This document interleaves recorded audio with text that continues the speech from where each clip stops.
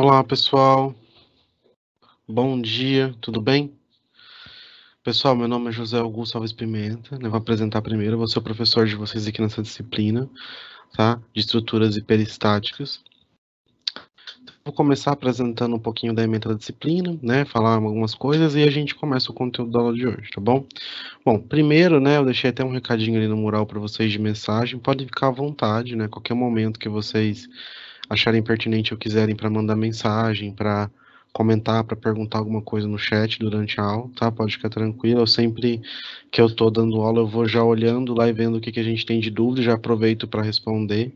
Né? Às vezes eu estou no meio da explicação, aproveito o que eu estou falando para já tirar a dúvida do aluno. Né? Não precisa ter pergunta, tá? A gente vai ter um total de 12 aulas, né? Sempre que é aos sábados, das 8 às 8h50, né? Nossos encontros, das 8 às 8h50. E aí a gente vai tratar, né, do livro didático de vocês. Cada aula vai ser baseada em uma seção do livro, né? Estrutura hiperestática é uma disciplina que tem bastante cálculo, mas não é, ela é um pouco mais complexa do que as isostáticas que vocês já, né, já provavelmente já cursaram. Mas ela não é tão complexa assim a ponto de, professor, tô desesperado, com medo, não, pode ficar tranquilo, né, que vai dar tudo certo. Então, meu nome é José Augusto Alves Pimenta, né? A gente tem que fazer uma breve apresentação do currículo. Eu me formei em engenharia civil, né? Essa, eu me formei em engenharia civil na UNOeste em 2015, né? Terminei em 2018, né? Fiz pós-graduação em docência do ensino superior e agora eu curso doutorado também na UEL, tá? Também em engenharia civil. Bom dia, Fábio. Bom dia, Edmário, que eu vi que vocês deixaram mensagem.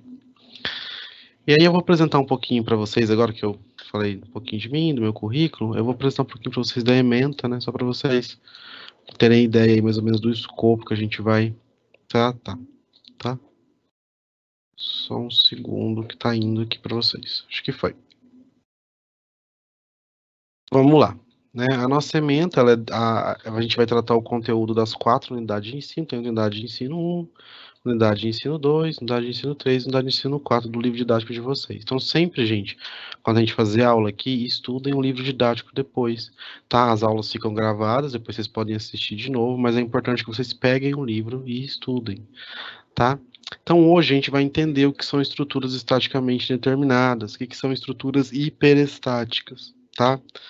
Então, vamos falar de estruturas externamente peristática, internamente, de grau hiperestático, de introdução ao estudo disso. A gente não vai entrar ainda em cálculo, em exercício, a gente precisa que vocês entendam o que é isso, antes de eu chegar aqui e começar a fazer cálculo, né?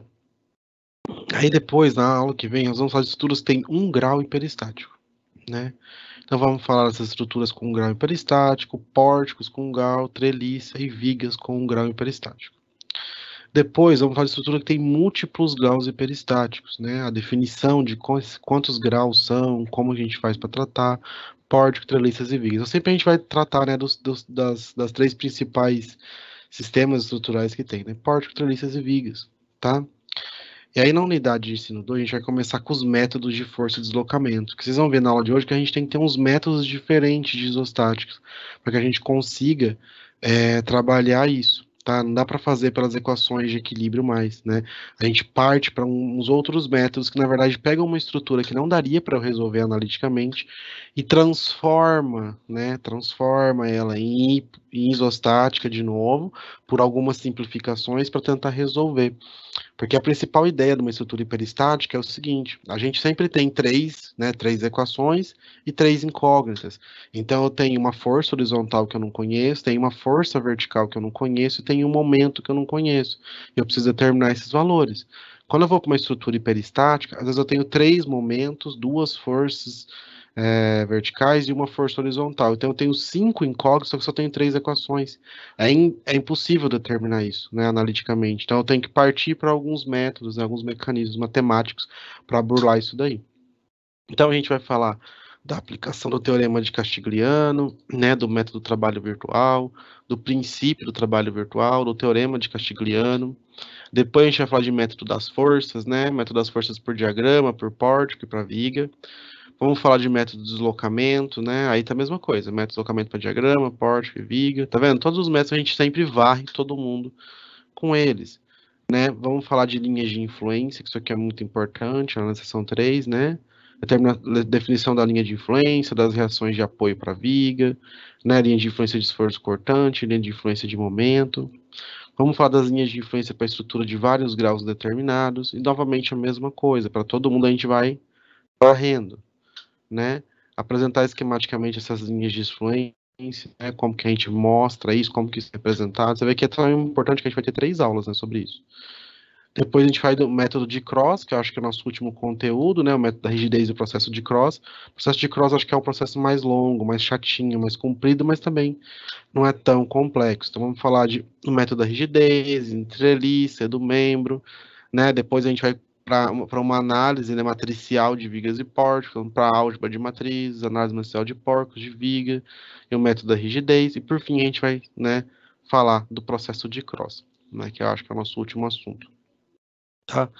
Então, assim, a análise de estrutura hiperestática, gente, ela é sim, né, um pouco mais complexa do que isostáticas, porque a gente parte agora de um princípio, né, que a gente tem muito mais incógnitas do que a gente tem equações, então já começa a ficar uma coisa mais complexa de determinar, né, mas a gente tem métodos já para isso, já tem métodos difundidos, já muito utilizados por muito tempo, né, e uma coisa que todo mundo tem que ter em mente, eu gosto mais de isostáticas, eu não gostei muito de peristáticas, porque eu achei mais difícil, né, a maioria das estruturas existentes são todas hiperestáticas, tá? Estruturas isostáticas são muito difíceis de você encontrar, e ela, na verdade, é uma disciplina que é muito importante, porque sem você fazer isostática e ter essa base, fica complicado de você fazer hiperestática, porque você não vai entender as forças de equilíbrio, você não vai entender o que está acontecendo ali e tal. Né? Se a gente chegar direto para hiperestática, a pessoa vai falar, meu Deus, mas o que é isso? De onde que veio?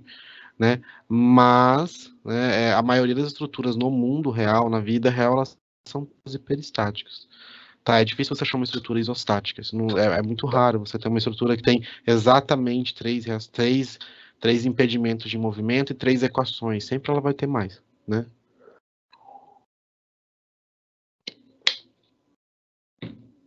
Tá bom? Então, acho que vamos lá, né? Então, vamos começar com uma introdução a esse estudo. Né? As estruturas são sistemas compostos. Eu sempre peguei as definições, gente, do material de vocês e fui deixando, porque aí eu vou lendo elas, falando elas com vocês e a gente vai aprofundando em cada tópico. Então, estruturas são sistemas compostos por um ou mais elementos, certo? Então, uma estrutura pode ser uma viga ou pode ser um pórtico, pode ser uma treliça, porque uma treliça tem várias barras, um pórtico são dois pilares e uma viga, né? Eles estão ligados entre si e se tornam estáveis, né? Ou o alimento pode estar estável sozinho. Então, isso traduz o que para a gente? Né? Que essas estruturas têm que ser capazes de receber esforços, sejam eles externos, seja uma força externa sendo aplicada nela, seja um carregamento, ou até mesmo o peso próprio, em alguns casos, absorver isso daí, não romper, não quebrar, não acontecer nada, e, né, absorver eles internamente e direcionar ele para uma reação de apoio. A reação de apoio pode ser um outro sistema estrutural que está abaixo dele, ou que está acima, ou que está ao lado, né, ou pode ser já a fundação. Então, o cálculo de algum tipo de estruturas não é tão simples de se resolver. Isso aqui não precisa falar, né? A gente sabe que tem, né, até em isostática tem alguns problemas, alguns sistemas que você olha e fala, eita, né? Então, até o início do século passado, as estruturas que eram estaticamente indeterminadas, elas eram complexas demais, né? E era evitada. Então, a pessoa ficava tentando fazer malabarismo na obra, né, no projeto, para tentar não ter estrutura hiperestática, porque não conseguia determinar. Não tinha software, né? Não tinha modelos muito avançados. A gente não tinha, né? Sei lá, em 1950, você não tinha calculadora para ajudar. Imagina a pessoa pegar aquele exercício enorme de método de cross, fazer aquilo tudo na mão, continha por continha, dá muito trabalho. Então os engenheiros começavam a evitar, né, porque a gente não tinha método, e assim, os métodos que tinham eram precisos, eram muito empíricos e aproximados. Então você sempre trabalha com faixa de erro muito grande, né? E aí dá medo, porque você está determinando uma estrutura hiperestática de um prédio, de um edifício, com erros, né? Então hoje a gente já tem vários métodos que são bem precisos, né? São modelos já melhores. Mas aí tá, professor, você está falando tanto que a estrutura hiperestática era indeterminada, era uma estrutura que não é comumente, né? Eu não consigo pegar três equações e ter três incógnitas e resolver. Mas o que que é uma estrutura indeterminada? O que que é isso, né? Então, quando a estrutura, gente, né, ela tem mais reações externas e ou, tá? Então pode ser e isso ou isso. Mais forças internas a serem determinadas do que as incógnitas resolvidas pelas equações de equilíbrio estático, ela é considerada uma estrutura estaticamente determinada. Lembram quais são as equações da estática que a gente usa, né? A gente fala que a somatória... Deixa eu pegar a caneta para eu ir riscando. Né? A gente fala que a somatória de forças horizontais, né, tem que ser igual a zero para ela estar em equilíbrio. A somatória de forças verticais no eixo X, né, no eixo Y, tem que ser igual a zero, e a somatória de momento também tem que ser igual a zero. Então eu posso ter três incógnitas, né? Se eu tiver 4, 5, 6, 7 incógnitas, eu já começo, eu não consigo resolver por aqui. Imagina que eu vou ter umas equações assim, eu vou ter x mais y mais z mais l mais k igual a zero, aí eu vou ter depois na linha de baixo, x mais l mais k mais z igual a zero. Eu tenho duas equações, às vezes tenho quatro incógnitas. Não tem como resolver, por mais que eu isole, tenta fazer o que for, sempre vai ficar uma letra em função de outra. E aí agora, né? A gente tende a fazer uns métodos aí que a gente consegue burlar esses problemas matemáticos, né? Então, as equações de equilíbrio da estática, elas consideram que a somatória das forças verticais, horizontais e do momento tem que ser zero, que é o que eu acabei de colocar para vocês. E são descritas, né? Coloquei aqui, né? Então, como que o corpo não vai translar, né? Como que eu sei que ele não vai se mover? A somatória de forças, né? Força é massa vezes aceleração, né? Lá da física, mas não precisa, a gente quer daqui para eu chegar aqui, eu tenho que fazer a derivada da aceleração em relação à força, mas não precisa entrar nessa dedução aqui, né? Porque a gente não precisa desse conceito, né? Então a somatória de força tem que tender a zero, tá? Tem que estar parado minha estrutura, ela não pode estar movimentando, porque a aceleração tem que tender a zero, uma estrutura não pode estar acelerando, né? Uma estrutura não está em movimento. Garante que um corpo não vai rotacionar, né? Que ele não vai descer, né? Ou que ele não vai subir. Ele não pode se movimentar, tá vendo? Ele tem que estar estático. Então, para que isso aconteça, né? Eu tenho aqui, a aceleração tem que ser zero, tem que ficar parado. Então, o que eu tenho, né? Empurrando para baixo, eu tenho que ter empurrando para cima. Elas têm que ser opostas para que ele fique parado aqui. Se eu tiver só uma força, perdão, só uma força para cima, o que, que vai acontecer? Ele vai descer. Então, logicamente, eu tenho que ter a fundação como reação de apoio para que ele fique permaneça ali. O que garante que um corpo não vai rotacionar? Vamos ver se aqui ele vai mostrar, tá vendo? Mesma coisa na horizontal, tá, gente? Ó, eu falei do vertical, mas a horizontal é a mesma coisa. Então, aqui, isso aqui se aplica tanto para forças horizontais como para forças verticais, esses dois esquemas aqui. Né? Se eu tiver uma força horizontal para cá, eu tenho que ter uma força, uma reação de apoio ao contrário para que ele fique parado. Né? Quando a gente fala em momento, eu já falo já numa força que está em relação a um ponto. É a mesma coisa, né? A somatória de momento tem que ser igual a zero, para que o corpo também não gire, né? Para que ele não torça, para que não tenha torção, flexão, tá? A gente tem alguma coisa aqui. Então, né, para que isso aconteça, a gente considera, né, que as vinculações, né, que os apoios que a gente está usando, eles têm um sistema plano. Tá? Então a gente sempre considera somatória de força vertical, somatória de força horizontal e somatória de momento. Então eu imagino, gente, que isso aí tudo é plano, né? Que o vertical sempre é assim, perfeitamente na horizontal, que a somatória de cortante, né? De forças verticais sempre são perfeitamente no eixo Y, e que o momento sempre gira perfeitamente ali naquele único eixo, né? A gente finge que tem um plano cartesiano e que a estrutura só mexe assim, né? Assim, que ela só vai girar assim. Ela não pode girar assim, ela não pode se mexer para lá, para cá. Só que na realidade não é isso que acontece, tá?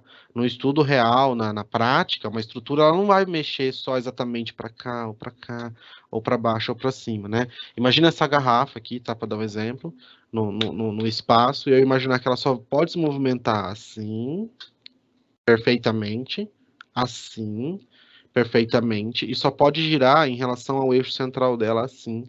perfeitamente. Isso não é real. A garrafa ela pode fazer assim, pode fazer assim, pode fazer o que ela quiser, em qualquer eixo, qualquer direção, tá? Mas por simplificação matemática, porque se a gente for pensar, né, no 360 graus de estruturas e tal, tem métodos que usam isso? Tem, métodos mega avançados, tá? Que tem que ser determinados como de computação. Porque esses métodos eles já não têm um modelo de equações, eu tenho que gerar equações por meio de sistemas de derivada parcial e etc. Então a gente parte para uma análise computacional aí. Mas, todavia, gente, né, essa consideração para as estruturas usuais, para estruturas normais que a gente conhece, pórtico, viga, pilar, treliça, ela funciona perfeitamente. Se eu consigo pensar que eu consigo restringir ela em x, em y e z, automaticamente eu estou restringindo ela dos outros movimentos. Ah, professor, mas eu estou fazendo uma pesquisa aprofundada sobre o assunto de mestrado, de pós-graduação, de doutorado. Eu quero entender esse movimento translacional em três eixos. Aí tudo bem. Aí você pode partir para essa análise mais complexa. Mas para cálculo, né, para projeto, restringir em x, em y e em z, que seria o terceiro eixo, já é mais que suficiente. Porque se eu restringir que ela não faça isso, que ela não faça isso e que ela não faça isso, automaticamente eu travo ela num ponto. Então eu não consigo fazer os outros movimentos, entende? Né? Então, esse tipo de vinculação, esse tipo de consideração não vai interferir, não vou estar errando, sabe? Mas se você quiser um dia colocar lá e ver para onde que ela está girando, às vezes você pega uma estrutura e começa a aplicar forças maiores do que a restrição e ver quais que são as tendências de movimento dela, dá. Aí você vai ver que a coisa não é bem só X, Y, Z, que ela pode se movimentar de outras formas e gerar outros tipos de esforço. Flexo, torção, flexo, flambagem, flambagens, sabe? Começa aí para umas coisas um pouco mais complexas, né?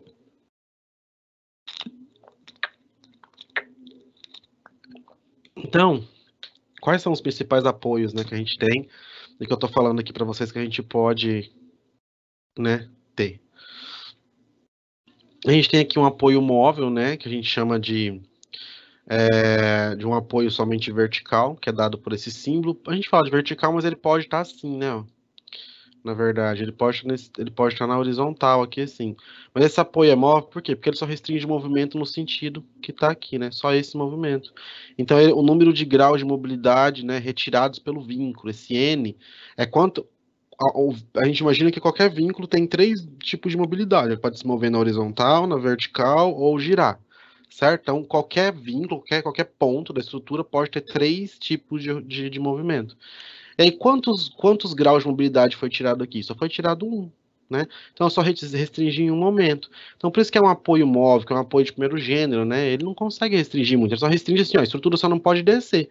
Mas se alguma coisa empurrar ela para o lado, ela pode vir para cá, ou ela pode girar livremente, né? Agora, quando eu falo que é um apoio fixo, né? Que é um apoio de segundo gênero porque ele restringe em dois sentidos. Então, esse apoio aqui, ele vai restringir a estrutura tanto na vertical quanto na horizontal, tá? Novamente, eu sempre estou usando o sentido aqui para baixo e da esquerda para a direita, mas não necessariamente tem que ser assim, né? Vocês lembram disso? Eu não sei, na verdade. Enquanto eu não calcular para eu determinar, isso aqui pode ser assim, isso aqui pode ser assim, tá? Né? Não tem regra, é só para um quesito mais representativo. Então, o apoio fixo de segundo gênero, ele restringe a movimentação em duas direções. Eu posso ter o apoio de terceiro gênero, que ele retira, né, os 3 graus de movimento, que aí é o engaste, né, que aqui é o queridinho de todos nós, que ele segura a estrutura. Então, ele restringe tanto a força horizontal, né, tanto a força vertical, quanto o momento fletor. Então, aqui eu garanto que a minha estrutura não vai translar, não vai mover em nenhuma direção. Né? Então, quando eu faço o engaste, eu estou fixando a estrutura para que ela não movimente nenhuma das três formas. Tá joia? Então, as estruturas hipoestáticas, né? A gente tem hiperestática, isostática e hipoestática. São três tipos de estruturas que a gente tem, né? Então, quando eu falo do grau 1, eu estou falando em estruturas hipoestáticas. Mas o que é isso, professor? A gente não vai estudar hipoestática, e a hipoestática não é usada, não tem como aplicar. Elas existem, eu preciso apresentar para vocês, mas a gente não usa hipoestática na prática, já porque não dá. Porque elas são móveis, né? Isso é o conjunto, e elas têm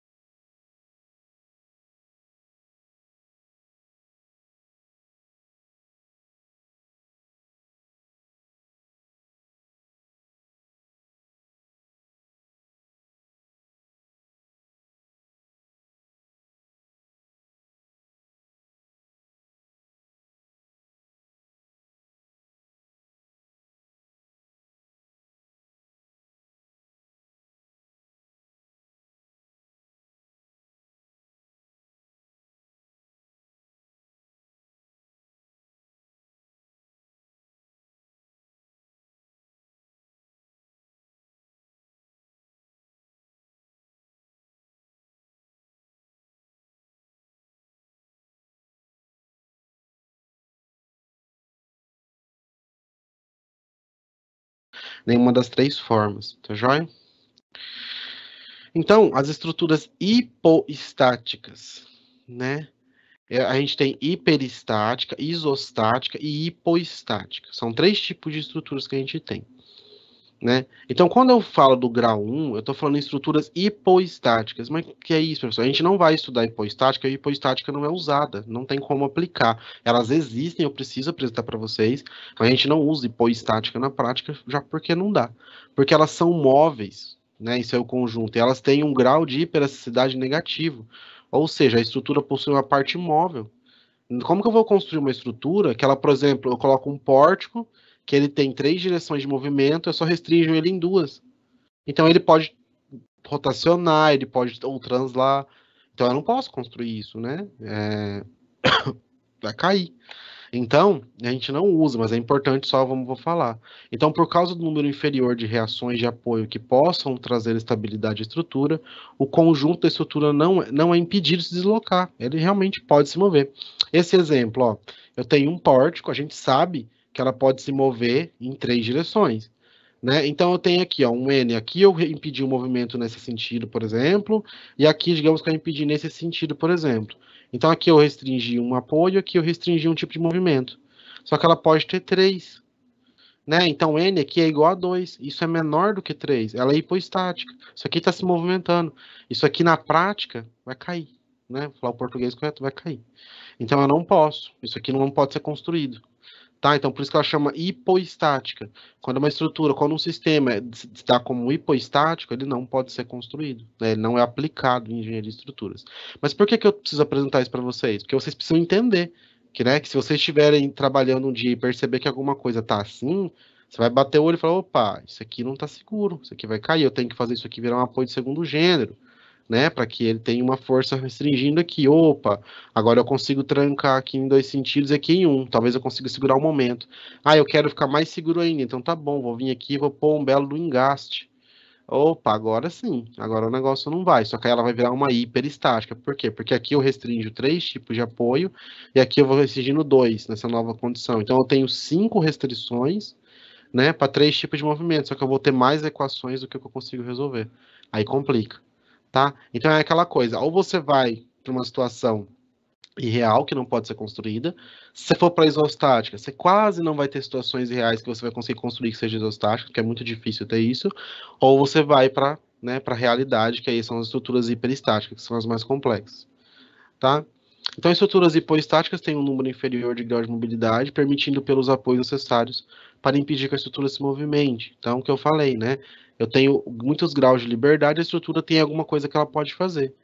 Né? Mas também pode ser hipoestáticas quando não tiverem restrições em ambas as direções do plano, que eu acabei de mostrar, né? Quando eu não tenho restrição nem em X e nem em Y. Então, assim, essas estruturas têm movimento infinito e não podem ser usadas para projeto, pois seu equilíbrio é instável.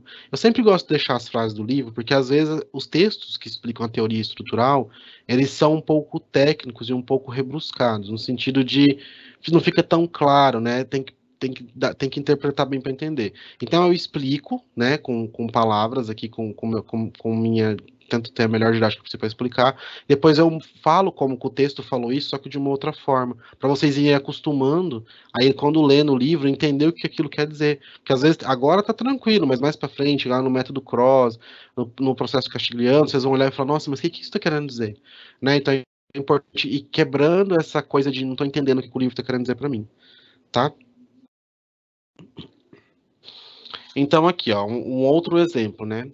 A estrutura hipoestática com grau de mobilidade permitidos pelos apoios inferiores às equações de equilíbrio. Então, opa, como assim? Apoios inferiores, né? Aqui eu só tenho uma restrição aqui vertical, e aqui eu só tenho uma restrição vertical. Então, aqui eu tenho um impedimento, n igual a 1, aqui eu tenho mais um impedimento, n igual a 1. Só que essa estrutura pode se movimentar em quantas direções? Em 3, né? Ela pode se movimentar com forças horizontais, né? Eu tenho que restringir a somatória de força horizontal tem que ser igual a 0. A somatória de força vertical também tem que ser igual a 0. E a somatória de momento tem que ser igual a 0. Se eu só consigo restringir força horizontal, por mais que eu restringi duas aqui, mas só horizontal, eu só estou conseguindo quebrar esse cara aqui, ó. né? Então eu tenho 2 restrições para 3 tipos de movimento, não dá, né? Então isso aqui vai se mover, isso aqui se move infinitamente, isso aqui seria uma coisa que estaria, né? Ela vai tombar, ela vai translar, não sei, então não dá para construir. Né? A outra aqui, uma estrutura hipoestática, com grau de mobilidade permitidos pelos apoios superiores, né? Porque aqui, gente, a gente chega numa situação que eu queria mostrar para vocês. Né? A gente olha sempre aqui, ó, porque o que parece, né? Que esse N tem que ser sempre maior que 3. Nem sempre. Olha aqui nesse caso, ó. Por que é importante conhecer a isostática? A gente tem uma viga enorme, né? Que ela tem 4 reações de apoio. Então ela restringe essa na vertical, essa daqui na vertical, essa daqui na vertical, essa daqui na vertical. Ué, professor, mas o N deu maior que 4, né? Então ela é maior que 3, né? Tá segura. De maneira alguma, eu não tenho nenhuma restrição de força horizontal aqui. A força horizontal aqui faz o que quiser com ela. E não, consequentemente, não tem nenhuma de momento. Então, por mais que o N é 4, gente, mas eu tenho que saber exatamente que esse apoio de primeiro gênero, que só restringe horizontal, está sendo aplicado e eu não tenho nenhuma restrição para movimentação vertical, nem para momento. Então, automaticamente, por mais que meu N é maior que 3, isso não quer dizer que a estrutura é segura, tá? Eu não sei se ficou claro isso, se vocês conseguem enxergar isso, porque você tem que entender que não necessariamente, professor, meu N é 8, então tá tranquilo. Peraí, vamos lá olhar. E se o meu N for 8 e eu não tiver nenhuma restrição horizontal, nenhuma restrição vertical, o que que eu faço? A estrutura vai para o lado, né? Porque imagina que se essa estrutura está aplicada num sistema e por algum motivo gera um momento, ou tem uma força horizontal, ela vai mover para lá, ela vai mover tudo para o outro lado, né? Então isso não pode acontecer. Então por isso que eu falo, não se apeguem tanto a esse N, né? O N é uma regra geral, mas dependendo do sistema que eu montar, eu posso montar um sistema proposital para que o N seja maior do que 3 e ainda assim essa estrutura ter algum grau de liberdade, né? Olha, aqui mesmo eu não tenho nenhuma restrição, né? Eu só tenho restrição vertical. Se tiver um momento de uma força horizontal aqui, essa estrutura ela vai se mover livremente, né? Então a gente começou falando de hipoestática, né? Que são as estruturas que têm um grau de liberdade, né? Livre. Então elas se movimentam e por isso não podem ser construídas. Eu só preciso que vocês entendam para que vocês consigam identificar e ver, olha, isso aqui não dá para construir, né? Eu lembro que quando eu fiz estrutura hiperestática, né, a gente morria de estudar e fazer os exercícios e tal e tal. Vou contar uma história para vocês irem. E aí o professor explicou sempre hipoestática, hiperestática e isostática, né? E depois foi para os métodos e vai aquele monte de cálculo e tal. E aí chegou na prova, ele deu um exercício muito similar a esse aqui, ó. E falou assim, bem assim no enunciado, caso a estrutura possa ser resolvida, determine. Aí todo mundo olhou e falou assim, nossa, mas, né, tranquilo, e valia, tipo, 3 pontos. Aí todo mundo ficou felizinho, né, ai, professor, obrigado, a prova tava super tranquila, lá, lá, lá, lá. Aí eu acho que era assim, caso a estrutura seja estável e possa ser aplicada em prática, determine. Né? E aí o pessoal, todo mundo correu e calculou as 4 reações de apoio, isolaram aqui, quebraram, porque tem um método depois que você faz, né? Você corta aqui em seção, você analisa esse lado, depois você vem aqui e analisa esse, etc e tal. Então todo mundo falou, nossa, né? Fechou, conseguimos acertar, era facinho. Aí todo mundo foi mal na prova. Porque ele falou, gente, essa estrutura é hipoestática. Eu dei de graça, realmente. Porque era para vocês não resolverem. Ela era para colocar estrutura hipoestática e por isso não pode ser aplicada. Não era para resolver. Vocês acharam valores, né, de uma coisa que não pode ser construída. Todo mundo errou, né? Então, assim, por isso que eu falo, né? Não que eu vou fazer isso com vocês, só pra vocês entenderem. Ele quis mostrar, né, pela dor, tipo, olha, cuidado, né? Presta atenção, porque pode ser que você esteja aí achando que você tá tranquilo, que tá tudo bem, você tá determinando uma coisa que vai cair, né? Por falta de ter essa visão. Já as isostáticas, gente, elas são aquelas que apresentam um número de reações igual ao número de incógnitas. Então é aquela situação perfeita, né? Aquela situação de livro, que você olha e tá tudo perfeito, tá tudo certo, né? Então eu tenho, por exemplo, 3 incógnitas e 3 equações de equilíbrio. Então o grau de periodicidade é igual a zero. Eu não tenho mais, né, do que eu consigo determinar. Olha aqui, ó, um exemplo que eu até fiz atrás, né? Eu tenho uma restrição aqui, né, na vertical. Aqui eu tenho outra restrição na vertical e aqui eu tenho outra restrição na horizontal. Então eu tenho 3 restrições. Então eu vou ter 3 incógnitas. Certo? Só que eu tenho quantas equações? 3. Eu tenho a equação da somatória de força vertical, né? Da somatória de força horizontal e da somatória de momento. Não vou nem escrever todas aqui. Então, perfeito. Né? Só que isso aqui é exercício de livro. Exercício de livro é assim. Você olha e fala, nossa, que bonito, porque foi pensado para ser 3. Mas se você pegar na prática, vai lá numa estrutura, num prédio e fala assim, eu quero achar um ponto aqui que é isostático. Não tem. É tudo hiperestático a maioria das vezes. Né? Já as estruturas hiperestáticas, elas são aquelas em que o número de reações ele é maior que o número de equações da estática, né? Ou se as equações da estática não são suficientes para determinar os esforços internos. Tem duas situações, né? E, consequentemente, o grau de hiperasticidade é de 1 ou mais. Então, assim, não é possível determinar suas reações de apoio apenas com essas equações. Então, não dá. Se eu colocar lá R, por exemplo, somatória de força horizontal igual a zero, eu coloco a força horizontal HA é igual a HB e eu acho um valor lá. Você não vai conseguir, sempre vai ter uma incógnita, você não vai chegar a lugar nenhum. Aí você fala, vou para vertical que eu consigo achar. Você vai sofrer, sofrer, sofrer e não vai chegar a lugar nenhum. Ou para o momento, você vai começar a calcular, você não vai chegar a lugar nenhum. Você não consegue resolver. Sempre vai ter uma incógnita, vai ficar uma coisa em função de outra. Não tem como resolver, né? Esse exemplo aqui agora. Eu tenho, né, 2 apoios aqui verticais, ó, né? Só que eu só tenho 3 equações. Se você jogar nas equações, você vai ver que você não consegue chegar a lugar nenhum. Né? Se você pegar isso aqui, já atribuir um valor de uma carga aqui em cima e fazer as equaçõezinhas, somatória de força horizontal, aí eu tenho aqui HA mais HB igual a zero. Eu vou ter RA mais RB igual a zero. Aí isso aqui tem que ser igual a X é igual a X. Eu não chego a lugar nenhum. Eu vou ficar olhando, olhando, olhando, e falo, tá, mas agora como é que eu resolvo isso? Porque eu não consigo determinar ninguém, né? Eu tenho 4 incógnitos, só tenho 3 equações. Ah, vou fazer o momento para ver se dá. E você vai lá no momento, calcula tudo com 2 incógnitas. E você não sai do lugar nenhum. Você não consegue resolver, né? Não dá. É indeterminado. Por isso que tem que ter outros métodos, tá?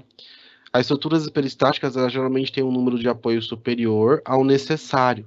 Tá? Então lembrem-se disso. A isostática, ela traz exatamente o que eu preciso. Eu preciso de 3, ela traz 3. A hiperestática, ela tem um número de apoios bem maior do que o que precisa para impedir que a estrutura movimente. Né? Logo, o seu equilíbrio é estável, com certeza. Né? Então, apesar da análise da estrutura hiperestática ser complexa, a maioria das estruturas ela é hiperestática. Na prática, quando eu tenho várias vigas, vários pórticos, sistemas, um ligado no outro, automaticamente, se eu tenho um engaste aqui, eu tenho um engaste lá, eu já tenho 2 engastes nas 2 pontas da viga. Então, a viga já tem 6 incógnitas e 3 equações. Ela é hiperestática. Então, quase tudo é hiperestático, gente, tá? É muito difícil ter uma coisa isostática. Muito, muito difícil de você ver, né? Então, quais são as vantagens, né, de eu fazer estruturas dessa forma, né? Estruturas peristáticas são estruturas mais seguras, né? Há uma distribuição maior das tensões devido à rigidez da estrutura. Quando um elemento da estrutura está sendo muito solicitado, ele redistribuirá a tensão para os seus elementos ao seu redor. Porque eu sempre tenho muita restrição, então ele distribui de horizontal, de vertical, por momento, né? Porque haverá uma distribuição dos momentos. Tem menor deslocamento transversal, com maior rigidez, né? Devido à maior rigidez, a estrutura, por causa do grau de liberdade, ocorrerá uma melhor distribuição dos esforços, né? Assim como tensão menores. É basicamente assim, por a estrutura estar mais segura, mais rígida, né? Eu tenho muito menos chance dela movimentar. Isso quer dizer o quê? Que as forças elas estão entrando e saindo de maneira completa, né? Eu não tenho nenhuma chance de ninguém andar para lado nenhum. Então esse parágrafo fala assim, olha, é bem óbvio, mas assim, se eu estou segurando firme, né, quer dizer que a força que está sendo exercida na estrutura, ela está passando quase que totalmente para a fundação, quase totalmente para próximo sistema estrutural de baixo ao lado, né? Então não tem problema dele se movimentar ou dele vir a romper, né?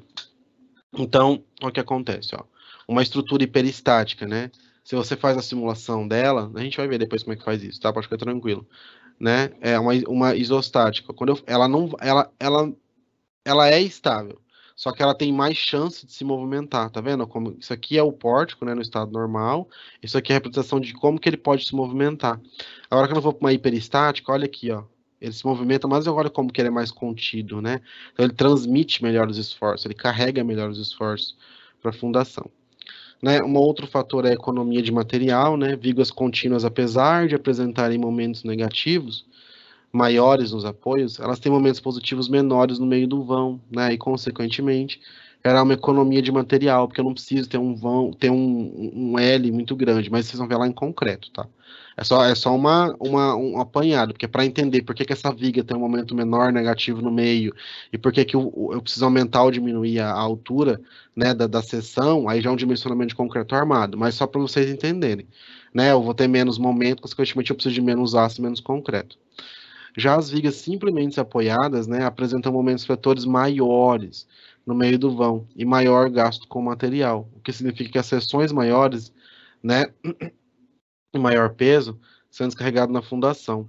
Então você consegue ver nitidamente, né, ó, quando eu tenho aqui, ó, essa situação, a primeira situação, ao momento ele vai ficando menor, ele é melhor distribuído. Quando eu venho para de baixo, olha como o momento é maior, né? Olha como que essa flecha aqui é muito maior do que essa, né? Então, automaticamente aqui eu preciso de mais aço, mais concreto. Mas eu não vou adentrar muito nisso, porque isso aqui é uma coisa mais para concreto. É só uma coisa de vantagem e desvantagem. Para eu explicar isso aqui, a gente teria que já estar, né, muito lá na frente. Tá, quais são as desvantagens? Né? Nem tudo são só rosas, né? A gente tem modelos de cálculos muito mais complexos, devido à complexidade dos modelos de cálculo, pode-se gerar alguma dificuldade na análise estrutural, né? Então, geralmente, quando você vai fazer estudo hiperestática, vocês têm que saber fazer na mão, mas assim, na prática eu adianto, o pessoal faz com software, né? Porque demora, o processo de cross, dependendo, você fica horas resolvendo o exercício, então demora, é grande, demanda tempo. Você está na obra, alguém te fala, ó, eu quero pôr uma viga ali. Tem que ver isso, isso, isso, isso, isso. Você não vai sentar e ficar 2 horas com papel calculando. Você vai pôr no software e vai ver o que acontece mais rápido. Só que às vezes, para projeto, essa análise de entender se esse momento atrapalha ou não é um pouco mais complexa, né? Então, devido a recalques dos apoios, podem surgir problemas significativos, né? Caso ocorra algum tipo de recalque nos apoios, né? Isso aqui eu acho meio relativo, porque assim, a ideia é que ela não movimente tanto. Então, não é para ter recalque no apoio, mas se tiver, né, devido à maior rigidez da estrutura, isso pode acarretar mudanças nos valores de momento fletor e torsor, né? De cortante, etc. Porque eu tenho muita restrição, então se o apoio mudar um pouquinho, vai mudar o valor de todo mundo, tá? Tensões não consideradas podem gerar variações significativas, porque tem muita restrição. Então, se tiver uma carga a mais que eu não considerar, pode mudar o sistema inteiro, né? E aí eu já começo a ter que pensar em outras coisas, por exemplo, a má execução, variação de temperatura não considerada, tá? Mas tudo isso a gente vai ver um pouco aí mais à frente, né? A gente tem estruturas de dois tipos, né, hiperestáticas, as externamente, né, e as internamente hiperestáticas. Como assim, professor? O que isso quer dizer, né? Vamos falar aí. As estruturas externamente hiperestáticas são as que a gente viu até agora, né? Eu tenho aqui, ó, duas restrições, três equações, né? Dão 4 restrições no total, então eu não consigo resolver, não dá. Só que tem uma situação, né? Só que eu vou ler aqui primeiro. Apesar da estrutura ser isostática externamente, caso não seja possível determinar os esforços das seções ao longo da estrutura, utilizando as equações de equilíbrio da estática, que são força horizontal, força vertical e momento, a estrutura é considerada internamente hiperestática, né? O que é isso? Olha aqui, ó. Aqui, gente, ó, eu tenho aqui uma força vertical, uma força horizontal e uma força vertical. Ah, então tá tranquilo, é isostática. Será? Porque a hora que eu for tentar determinar aqui, ó, aqui não tem, mas se eu tivesse um carregamento aqui aplicado, eu começasse a jogar pontos aqui, a hora que eu fosse ver nessa seção aqui, eu ia ter momento vindo de cá e momento vindo de cá. E aqui eu ia gerar para mim, ó, aqui eu teria que ter mais 3 reações de apoio, e aqui mais 3 reações de apoio. Então esse N3, na verdade, teoricamente, né, ele tem 3 aqui também, tem 3 aqui também. Então esse N aqui real, ele é 9, tá? E aí você começa, opa, não é. Né? Então, isso daqui é uma estrutura internamente hiperestática. Parece que é complexo, tal, mas não se assustem, porque como aqui a gente está só mostrando, fica aquela coisa, meu Deus, como é que eu vou fazer isso que eu tinha que fazer? Para cada método, a gente vai passo a passo para vocês entenderem, não precisa se preocupar. É mais para vocês observarem e conseguirem enxergar. Tá? Então é por isso que a gente fala que ela é internamente, porque visualmente aqui batendo o olho só no apoio, beleza, né? Ó, vai dar certo. A hora que eu começar a calcular, eu vou ver que chegando nesse ponto aqui, eu não vou conseguir sair daqui, porque eu tenho mais esforço e eu não tenho equação para resolver, tá? Bom, a gente tem uma situação problema para fazer. Deixa eu só vir aqui, né? Então, o grau hiperestático da estrutura é determinado somando-se o grau hiperestático externo e interno. Às vezes ela é externamente isostática, aí eu vou ver internamente quando tem um lugar fechado, né? Se eu não tiver nenhum círculo, nada fechado, nenhum retângulo, nada que feche, ela vai ser só considerada como externa. Mas quando eu tenho, né, sistemas que se fecham, eu começo a ter que tomar cuidado com isso, tá? E ao se retirar a término dessas reações, né, seguindo certos alguns critérios, as estruturas peristáticas continuam a não apresentar quaisquer movimentos. Portanto, são estáveis, mesmo assim, né? Então, o grau de hiperasticidade, né, hiperasticidade, ele é igual ao número de reações que pode ser suprido, tá? Então, essa é sempre a ideia, né? O grau é o tanto de reações que eu posso olhar e falar assim, esse, por exemplo, eu sempre considero que 3 eu consigo resolver. Se ela tiver 5, então ela tem 2 graus de hiperasticidade. Se ela tiver 6, eu consigo resolver 3, então ela tem 3 graus de hiperasticidade. Se ela tiver 4 reações de apoio, 4 restrições, eu consigo resolver 3, quer dizer que ela tem 1 grau de hiperasticidade, né? É sempre assim, o tanto que passa dos 3 que eu consigo resolver, tá bom? Então eu vou rápido para uma situação problema, para a gente não demorar muito, né? Então imagina que seu cliente, dono de um hotel ou de qualquer coisa, né? Ele aguarda o seu projeto para que seja renovada a área do jardim. Mas para isso você deve definir o grau hiperestático de um pórtico lá que vai fazer. Então, quais são as possibilidades de vinculação para este elemento, né? Como que eu posso vincular ele? Primeiramente, deve-se avaliar quais são as vinculações possíveis para esse conjunto. Vamos lá, né? A escolha do vínculo é de extrema importância, pois algumas situações não são possíveis de serem executadas, tá? Então tem que ver se não vai ser hipoestática. Se a estrutura, por exemplo, for hipoestática, ela tem uma parte que se move, que a gente já falou. Isso é inaceitável, porque a estrutura vai cair, né? E por causa do número inferior de reações de apoio, o conjunto dessa estrutura não é impedido de se deslocar, tá? Então, se eu colocar assim meu pórtico para o cliente, né? Falar, olha, eu vou colocar um apoio vertical por vertical. Não dá, isso aqui é hipoestático, né? Isso aqui vai me dar. Eu tenho restrição vertical e a força horizontal. Ela joga a estrutura para o lado, a hora que ela quiser, né? Não dá. Uma segunda opção de vinculação desse pórtico é a estrutura ser isostática, que aqui é a perfeição, né? Ó. Eu coloco uma força vertical, uma força horizontal e outra força vertical. E aí pronto, né? Acabou. Né? Aí eu consigo resolver tranquilamente, né? Essa estrutura é possível de ser construída e tem facilidade de ser calculada com apenas equações de equilíbrio, né? Só que ela vai ter muito mais deformação, né? A gente viu lá que na hora que eu calcular a flecha, ela vai fazer assim, né? Ela vai tender aí para o lado, né? Ela vai abrir, né? Ixi, então quer dizer que eu posso ter mais patologia, esse concreto pode fissurar e etc e tal. A última opção e a escolha mais segura, a escolha mais responsável, é uma estrutura hiperestática, que eu tenho 4 incógnitas, né? Eu vou ter uma força horizontal, uma força vertical, uma força vertical, uma força horizontal. Então eu tenho 4 restrições. Eu não consigo resolver como isostático, eu tenho que partir para um outro método, né? Eu tenho uma estrutura muito mais segura, com maior rigidez e com menos deslocamento. E além disso, gerar uma economia de gastos, economia de material, que a gente já falou durante a aula, né? Que quando eu tenho uma estrutura isostática e hiperestática, geralmente eu tenho essas vantagens. Bom, pessoal, a gente tem aqui uns 5, 6 minutos finais que eu sempre deixo para dúvida, né? Para caso alguém queira perguntar alguma coisa, caso alguém tenha alguma dúvida. Então, eu vou deixar aqui aberto, né? Caso alguém tiver dúvida, queira perguntar alguma coisa, pode ficar à vontade, tá bom?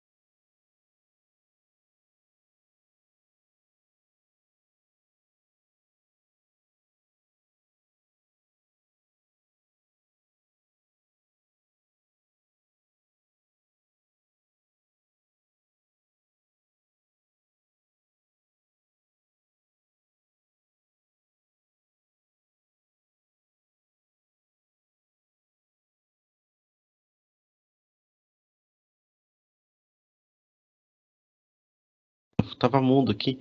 Nenhuma dúvida, pessoal? Tudo tranquilo? Deu para entender tudo? Foi tranquilo? Tá jóia, Fábio. Que bom. Então deu para entender tudo? Foi tranquilo, né?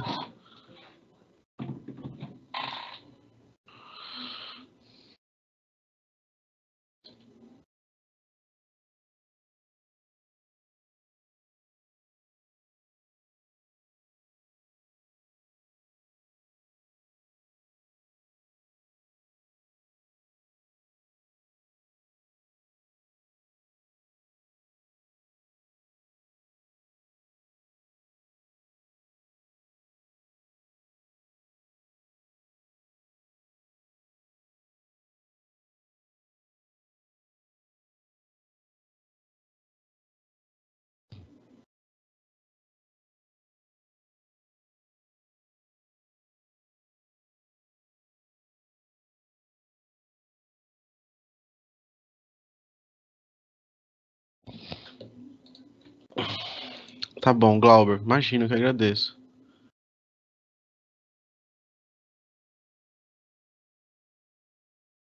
Ah, Herbert, o slide 15? Tá, peraí, vamos lá. Não tem problema não.